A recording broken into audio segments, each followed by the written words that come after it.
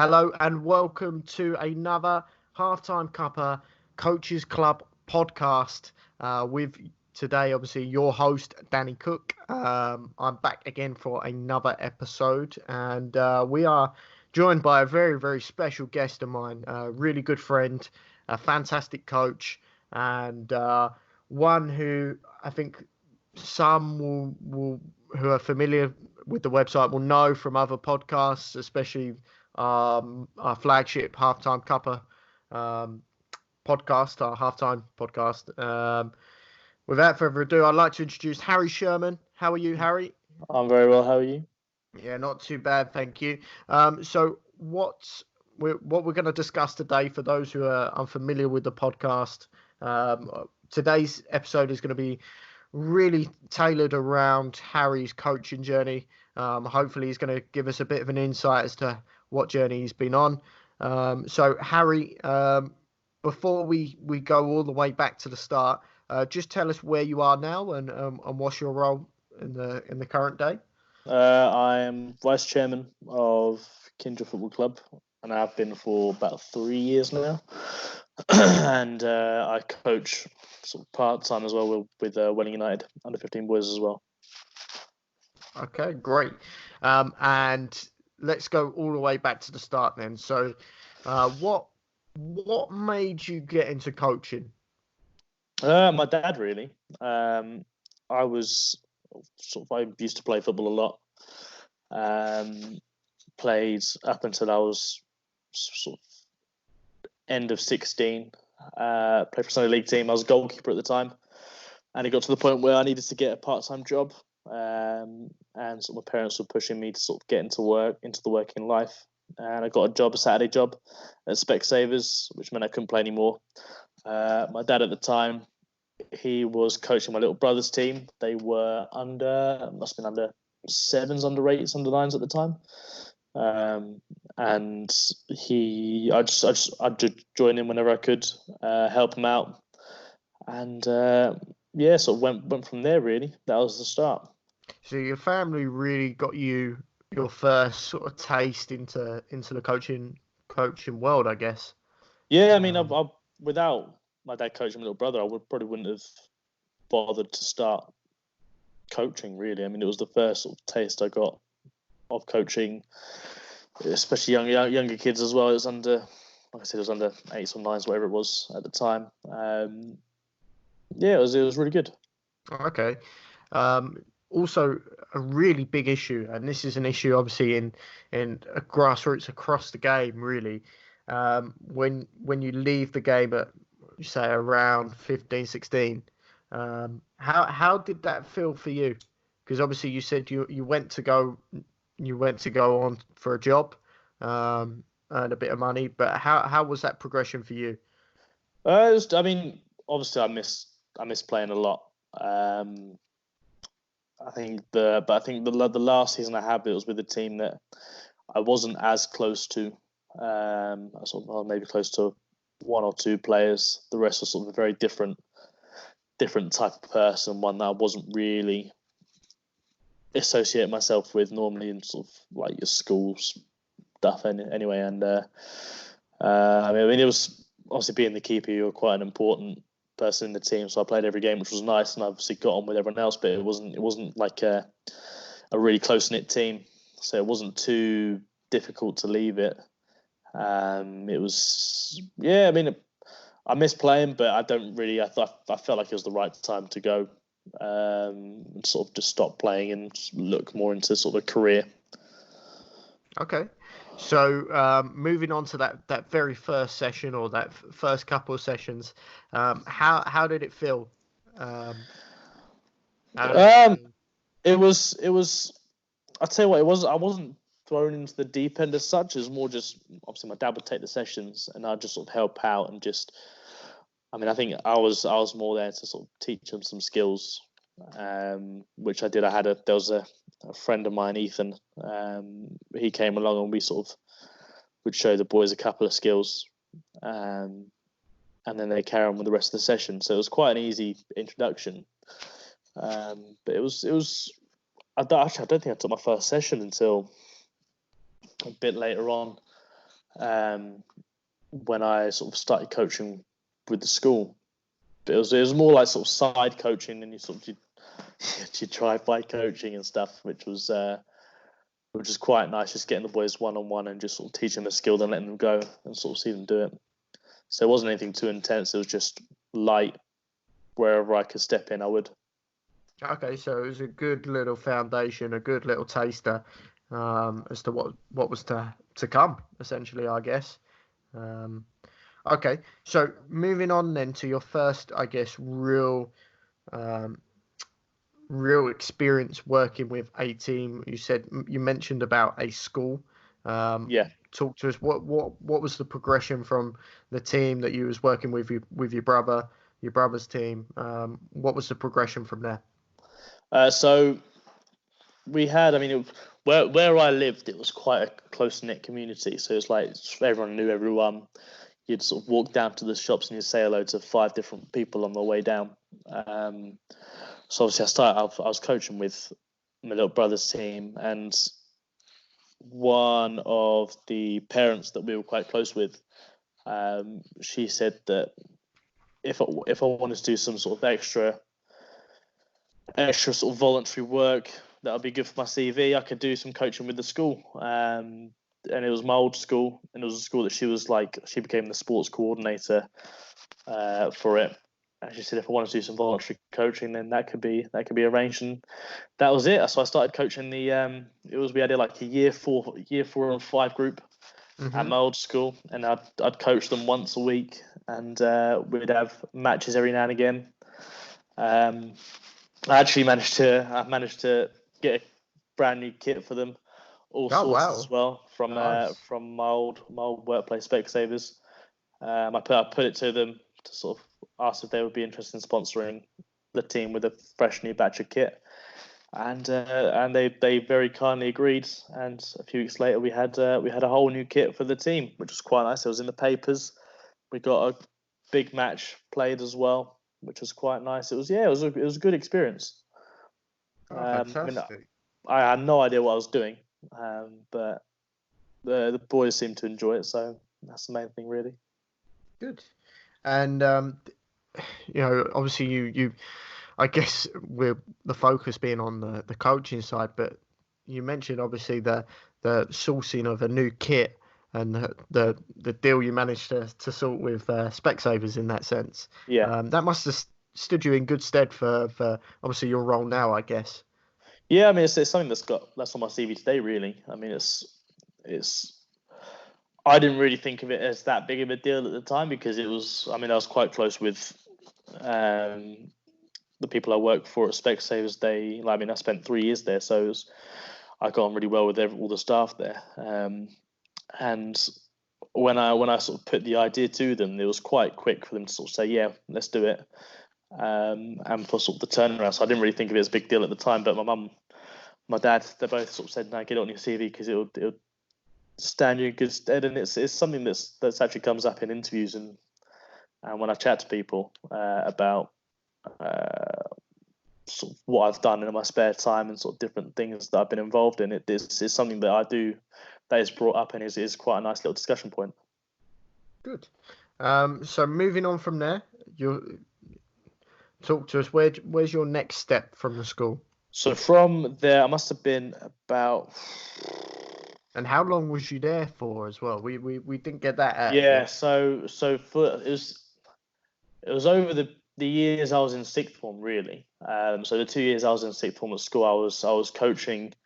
I sort of did both, really. I coached my little brother's team every now and again, and I coached the year 4 and 5 side still. So sort of over those 2 years that I did it, and I was reaching the end of sixth form. Obviously, everyone's looking at uni or looking at careers afterwards, and I think I don't know what happened. I think for me, I just felt like I needed.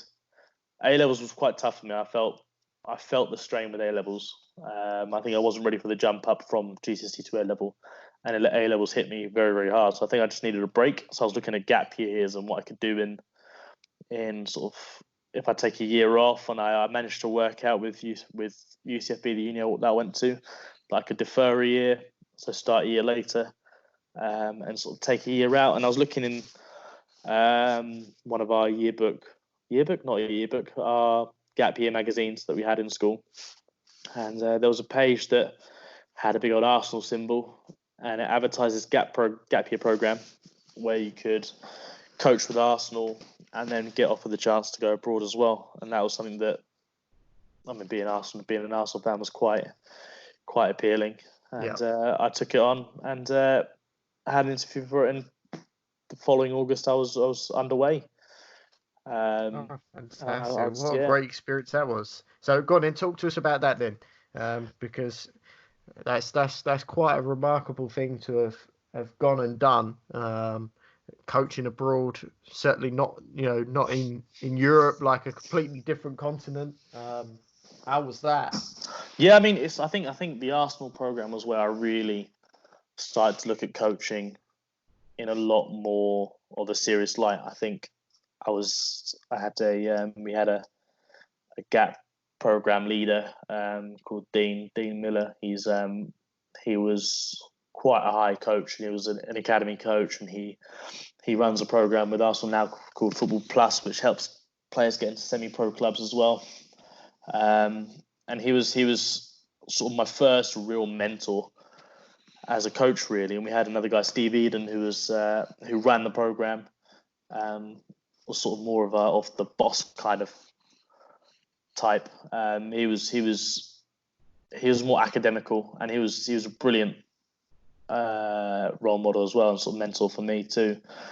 So the two of them together really sort of matured me as a coach and as a person, really, because obviously with Dean you're looking at more advanced sessions and more technical sessions for the advanced players, and with Steve it was more your community sessions with like in your schools, looking at how to correlate your coaching sessions with languages, how to correlate them with maths, with English, and sort of how to link other subjects into a football coaching session.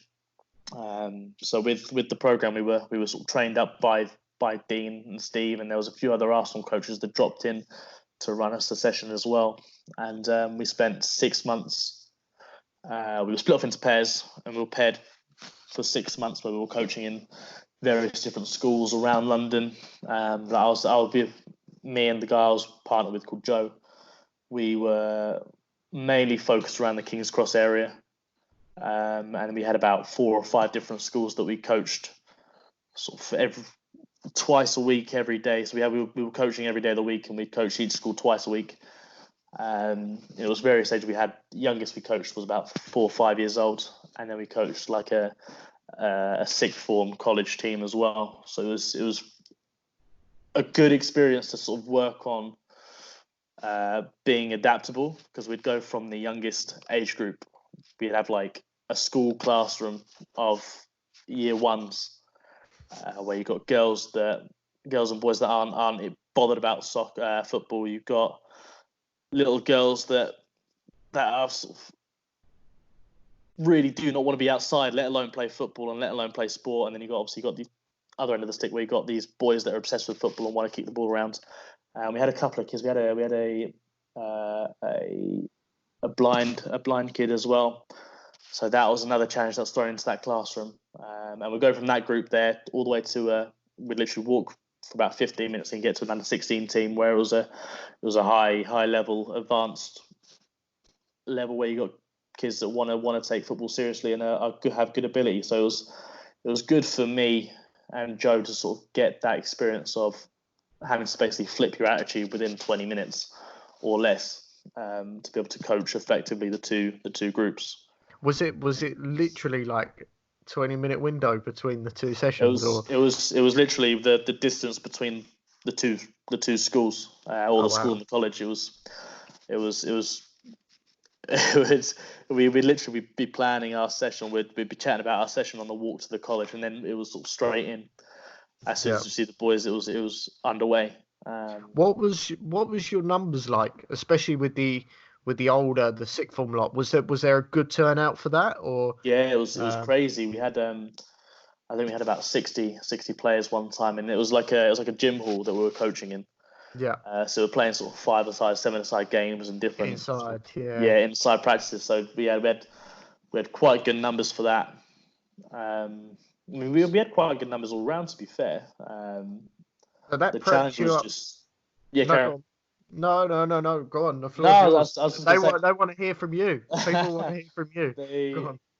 It was always good numbers wise. I think the challenge was just working with the group you had. Like I said, like in the youngest group, the sort of more community based role. It was you got completely different ends of the stick. We got young kids that like 5-year-olds that don't want to be outside in PE kit, and 5-year-olds that want to stay out playing football till it goes dark. And obviously throwing a blind kid as well that you've got to cancel for, and it was mayhem. How did you cope with that? A blind kid. What did you do for that? Well, the good thing was because it was two of us. We had one person that was leading the session and was like keeping all the kids engaged and sort of obviously would cater for the ones who didn't want to be there as well as trying to help the ones that did want to be there. And then we had one of us who was obviously trying to manage the behaviours of the kids as well, but also sort of giving little tasks to the blind kid as well. So I mean, the kid had a teacher with him, like a carer, who helped him walk around and kick the ball and stuff. But it was, I mean, to be fair to the kids, I mean, they're like 5 years old, but they were quite attentive, and they were sort of when we made different tasks. Like I can't remember his name, but we would give him like the first kick of the game where he'd kick off.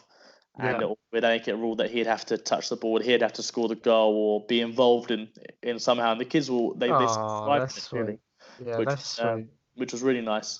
I mean, at that age, there's not a lot of hate going around. So I mean, they're true, very very attentive anyway. But yeah, it was a big challenge. Sort of managing the groups, numbers wise, it was absolutely fine though. Oh, nice. So I guess this really set you up nicely for when you did go to South Africa. So talk us through that experience, because you're going to a completely different country, as you say, completely different continent. Talk us through some of the activities you did when you was out there. Yeah, so with the program, we sort of, after our 6 months was over, we had like an assessment session where we had to put on a session for everyone else in the group, and that would be sort of what they base, or where they base you to go, kind of thing. Yeah. Like we had sort of like drop-in sessions like throughout our time working in the schools, but this was sort of like how have you progressed as a coach? So we put on session. This is where we went to Arsenal training ground for it. So we went to London Colney.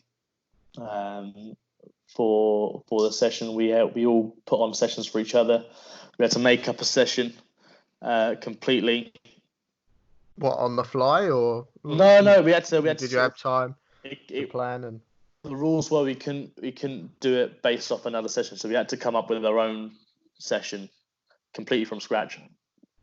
It could be on anything we wanted to do, but it had to be our own kind of session. How was that? It was good, to be fair. I mean, I wouldn't class myself as the most creative, but I thought mine was quite. I mean, I still remember the name of the session. Like we had to give it a name.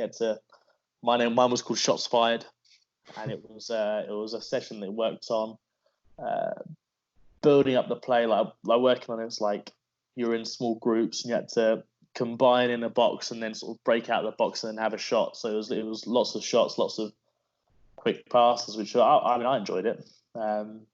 And you sort of saw the Arsenal players floating around as well, which was quite nice to see. But after that assessment, we had a one-to-one with Steve and Dean, and they sort of said, "This is where we think you're good to go. Are you up for it?" So we have sat down with Steve. They were like, "Listen, we'd like to send you to South Africa with a guy called Martin, who was another guy on the course that I was sort of coaching alongside with." And yeah, so that's sort of how it came about, really. So we had to book flights, and we had to book, like, the accommodation was sorted, but we had to book our flights, and we booked our flights, and went out. So it must have been early January time.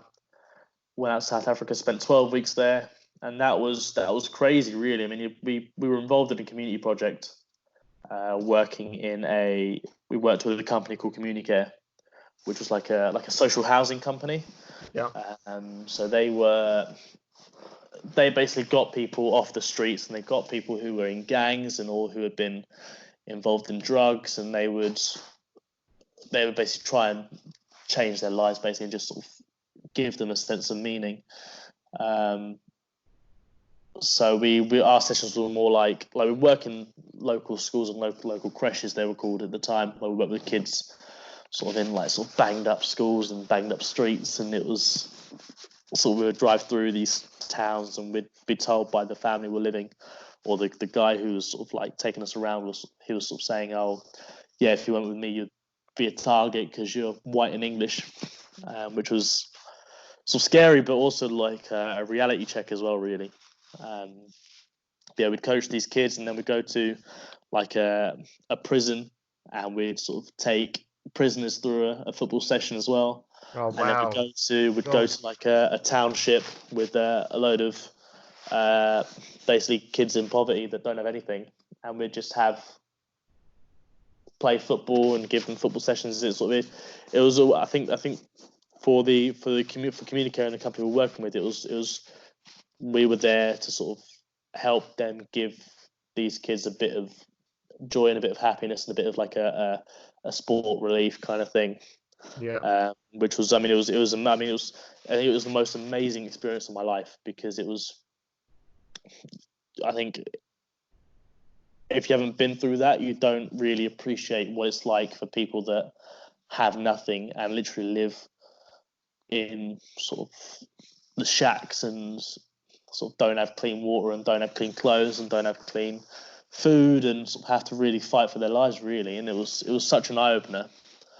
But it was amazing at the same time. I mean, the people were incredible. The kids all loved us. I mean, we had a big autograph session where kids asked us to sign all their boots and shirts. Yeah. I mean, we were these sort of nobodies really coming from England, because we wore an Arsenal shirt. People loved us, and we were like celebrities. I mean, we're in the local papers and everything. It was crazy. Yeah, it was mad. And we were sort of linked up with there was a football team there, sort of like a semi-pro team that we're linking up with as well. That the kid of the family we were staying with, Yannick, his name is, he played for, and they were part of this Vodafone Cup, which was this big tournament in South Africa, and they're looking to sort of get promoted or qualify for this national tournament. It was yeah. I mean, we coached different levels, but it was all sort of it was the only way I can describe it. It was just such an eye-opening experience and such an amazing time. Yeah. If you don't mind, I just want to come back to one of the earlier points you made. You go on. Prisoners. You went to the prison. Yeah. Was that like young offenders, or was it like men or No, women? it was adult. It was sort of a standard. Standard bulk standard standard prison. Really. I mean, it was adults that we were there with, and wow. we spent. So how was that then? I mean, it was again. It was one of those where it was such an eye-opening experience, because you sat there and we were sat in a circle on chairs, and what we did was we'd sort of, they would go around the group and sort of, it felt like an AA meeting, really. They go around the group, they say who they are, they say what they did, and they say a bit about their lives, really. And you had people that had stabbed people for drugs, you had people that were involved in gangs that murdered people, you had people that were in there for all different sorts of reasons and had these unreal sort of troublesome lives. And how did you feel sitting opposite that, around that? The weird thing is, like, you on the outside, if you're speaking about it, obviously it's like, yeah, I wouldn't go near him. Like, I wouldn't, sort of safety first kind of thing. Like, you think about your own safety, you think about sort of keeping your distance. But when you're sat with them, you sort of, and you're speaking to them, they they just felt like normal people, and that was the way it was out there. It was like, if you weren't part of a gang, you were a victim, or if you weren't fighting on the streets, or if you hadn't killed someone, it was there was something wrong, kind of thing. So it was like the norm in sort of the harder township areas of the country, but they spoke as if it was normal, which was crazy. And sort of you're thinking about killing people, and you're thinking about stabbing and sort of gangs and gang violence, and it's just crazy. Yeah, I can imagine. Wow. From there, and this we're going to wrap this up after this question for this episode anyway. For someone who's interested and would want to go abroad, what would be your bit of advice for someone who's maybe considering it or has already signed up and going to do it? What would be your one bit of advice when you go and coach abroad? Just embrace it, really. I mean, I think nothing can really prepare you for what it's going to be like. I mean, you could have coached at the highest level in England, and it will be completely different in another country. Like, it's the coaching that I'm doing now with Kindred, and the coaching that I'm doing with Welling, or the coaching that I did before with my little brother's team. It wasn't the same as in South Africa. I mean, it was a completely different story. You're thinking different numbers, different challenges. Like, I mean, with one of the sessions, we were literally playing on a field with 2 goals at either end, and halfway through the session, cows were just stampeding through. So it was madness. I mean, we had to sort of stop it, and just sort of we spent 20 minutes watching cows walk across. It was crazy. Who needs mannequins? Exactly. Play around the cows. But yeah, I think the one advice is just embrace it. Like, if you go there with a closed mindset, thinking sort of, if I don't do this, it's a bad experience, then you're never going to enjoy it. Like, you got to go out there and just sort of just embrace the change, embrace the challenges you're going to have, embrace the difficulties you're going to have, as well as the good times you're going to have as well, because I mean, like I said, it's the best experience of my life in South Africa, and sort of I went to Singapore for a month after that, and that was another incredible experience. But yeah, you just got to embrace it and just sort of take every second as it comes, really, because once you're back in England coaching, you do look back and you think, damn, it was what a time to be alive, really.